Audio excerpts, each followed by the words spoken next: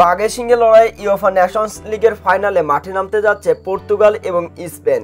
Nations লিগের ফাইনালে সবথেকে উত্তেজনাপূর্ণ ম্যাচ স্পেন এবং পর্তুগাল, কেননা এটাই হতে চলেছে রোনালদোর ইউএফা নেশনস লিগের শেষ ফাইনাল ম্যাচ।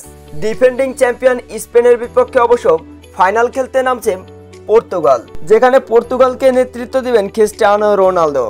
লামিনে ইয়ামাল এবং ক্রিস্টিয়ানো রোনালদোর মধ্যে শুরু হবে বিশাল এক যুদ্ধ।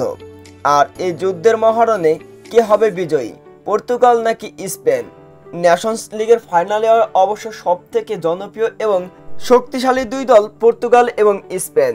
ইউএফা নেশনস লিগে অবশ্য ৫ বার মুখোমুখি হয়েছে পর্তুগাল এবং স্পেন, তবে স্পেনের বিপক্ষে কখনোই জয় তুলে নিতে পারেনি পর্তুগাল ফুটবল টিম।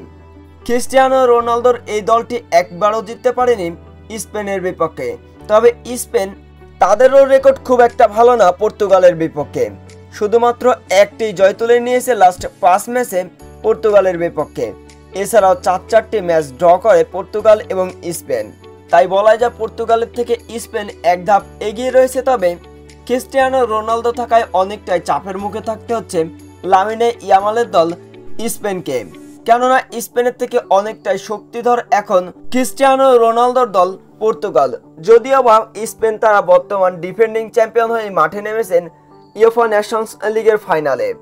আগামী ৯ জুন রাত ১টায় অবশ্য স্পেনের মুখোমুখি হবে Portugal football team. UEFA Nations লিগের ফাইনালে কে হবে বিজয়ী, পর্তুগাল নাকি স্পেন? অবশ্যই কমেন্ট বক্সে জানাবেন। লামিনে ইয়ামাল নাকি ক্রিস্টিয়ানো রোনালদো?